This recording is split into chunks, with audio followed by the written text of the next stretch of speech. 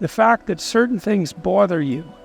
And you might think, I wish nothing bothered me. It's like, no, you don't really, because if nothing bothered you, in some sense, that would be the same thing as not caring about anything.